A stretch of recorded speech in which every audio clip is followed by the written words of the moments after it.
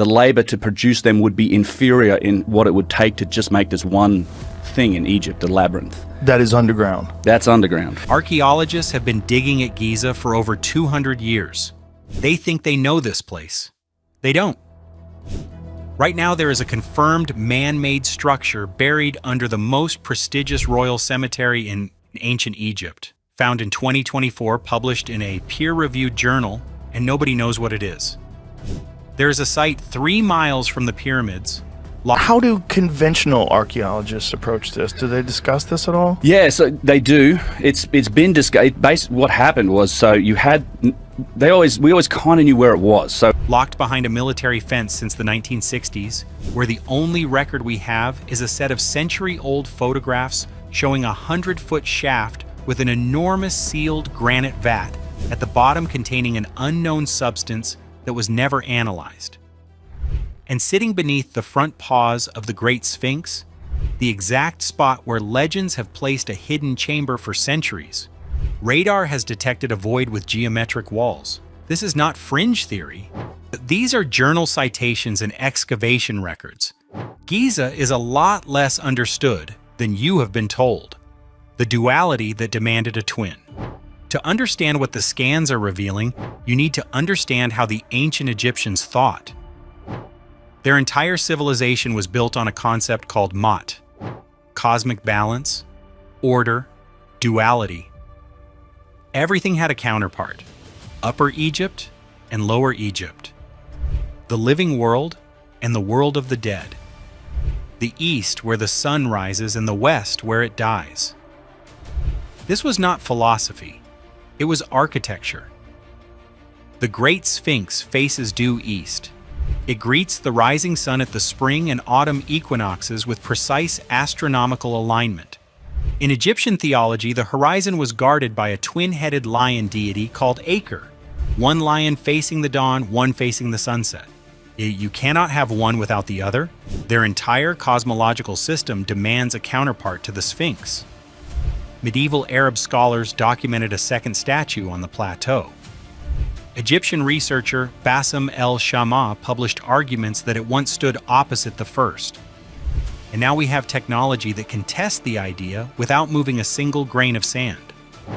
LiDAR surveys of the southern side of the Giza Plateau have revealed a massive limestone mound with a footprint and profile that researchers have noted closely resembles the Sphinx.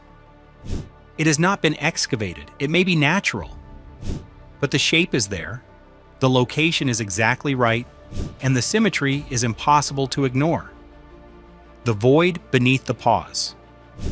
For decades, the area between the Sphinx's front paws attracted more speculation than almost any other spot in Egypt.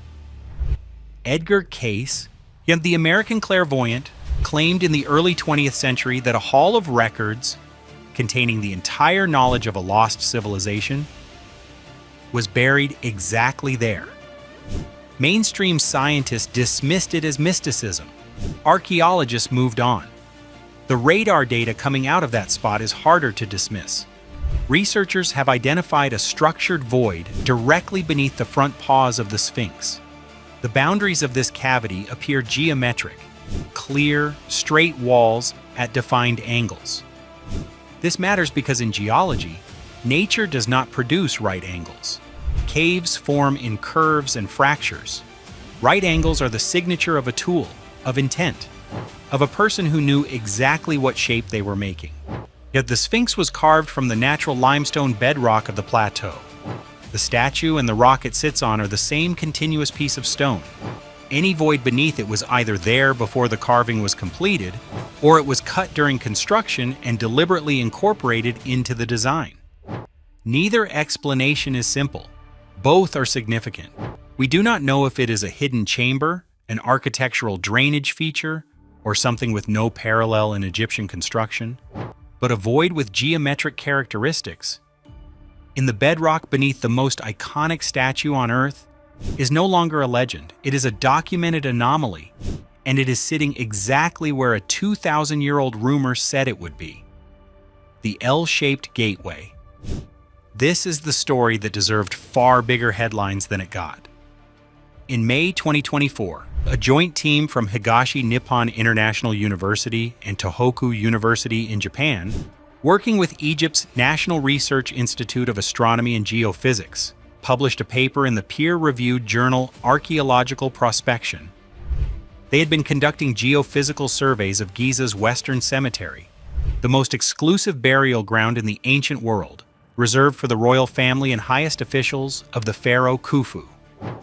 In the middle of that cemetery, there was a blank patch, an open expanse of sand surrounded on all sides by elite tombs that had never been excavated by anyone.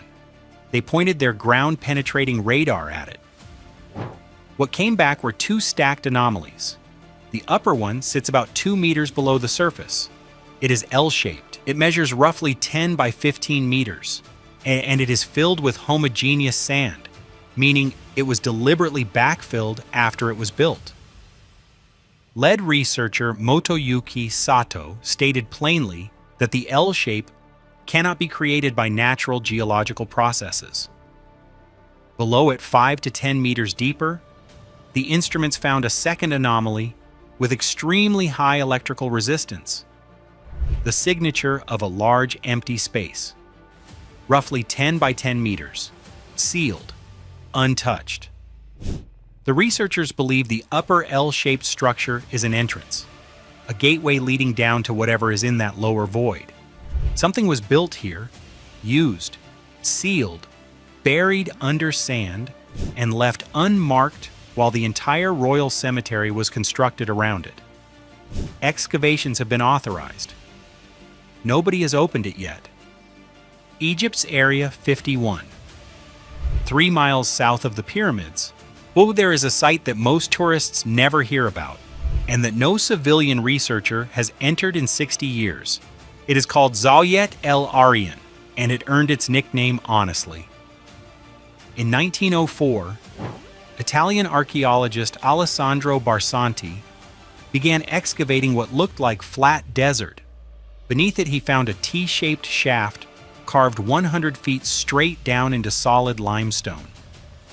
The walls were finished to a precision that stunned the Director General of Egyptian Antiquities at the time, Gaston Maspero, who wrote that the size, the richness of the materials, and the perfection of the cuts composed something he called unique in his entire career. The floor at the bottom was paved with granite blocks, each weighing up to 9 tons, transported from Aswan over 500 miles away. The same quarry that supplied the king's chamber of the Great Pyramid. And embedded in that granite floor was an oval vat, carved from a single piece of granite, 3 meters long, found sealed, containing traces of an unknown substance that was never properly analyzed before Barsanti left for the First World War and died in 1917. In 1964, the Egyptian military declared the site a restricted zone. No excavations have been permitted since. The shaft has reportedly been used as a garbage dump. Whatever was at the bottom of it, whatever was inside that vat, is now inaccessible behind a fence. Most Egyptologists believe it is an unfinished 4th Dynasty pyramid complex, abandoned when the pharaoh who commissioned it died early. That may be true. But a sealed granite vat with unknown contents, in a precision-cut chamber 100 feet underground, is not a standard feature of an unfinished tomb. It is the finished component of something. We just cannot get in to find out what. The man who was called a liar. In the 5th century BCE, the Greek historian Herodotus traveled to Egypt and described a structure he said surpassed even the pyramids. A labyrinth containing 3,000 rooms, half of them underground, with a subterranean pyramid beneath it. For 2,000 years, scholars called this a tall tale. Then the surveys started coming in. What the combined radar and resistivity data from across the Giza Plateau is now showing is not a solid block of limestone. It is a layered environment of voids, shafts, and cavities, some natural, some clearly modified, some with no obvious explanation. And the geometric void under the Sphinx paws, the sealed L-shaped gateway in the royal cemetery, The 3 precision-cut vertical shafts near the plateau center, each dropping 40 meters before opening into circular chambers 80 feet across, arranged in a pattern that mirrors the 3 stars of Orion's belt. And in 2025, a German-Egyptian research team announced a significant anomaly beneath the Pyramid of Menkaure, a deep void that may indicate a hidden second entrance. None of this confirms that Herodotus was describing something real, but each discovery shifts the weight of evidence in the same direction. The plateau is not mapped, it is not understood, and every time researchers push the instruments deeper into the rock, the picture gets more complex. Herodotus was called a liar for 2,000 years. Yet the scans are starting to suggest he was a witness. There is the Giza, the history books give you. 3 pyramids, 1 sphinx, cataloged, photographed, understood. And then there is the Giza that is emerging from the radar data. An L-shaped structure sealed in the most exclusive royal cemetery in the ancient world, with a deeper void beneath it that has not been opened in 4,500 years. A 100-foot shaft 3 miles away. Precision cut into bedrock with a sealed granite vat containing an unknown substance, now locked behind a military fence that has been in place since 1964. A geometric void directly beneath the Sphinx's paws, sitting exactly where the oldest rumors said it would be. 3 vertical shafts near the plateau center, arranged like the stars of Orion's belt, yet dropping 40 meters before opening into chambers nobody has explained. And a new anomaly beneath the Pyramid of Menkaure, detected by a German-Egyptian team in 2025, that may change how we understand the entire complex. The difference between these 2 versions of Giza is not fact versus fiction. It is what we have confirmed versus what we have not yet opened. And here's the thing that keeps this interesting. Most of these investigations are active right now, not in the 1800s, not in old documentaries. In 2025, peer-reviewed research teams are pointing instruments at this plateau and being surprised by what the data sends back. If you want to follow those findings as they develop, subscribe. Every week we go back to the original sources, the journal papers, the excavation records, the actual data, and we separate what is confirmed from what is claimed. The desert has been keeping its secrets for 4,000 years. It is finally starting to talk. Until next time, keep the files open, keep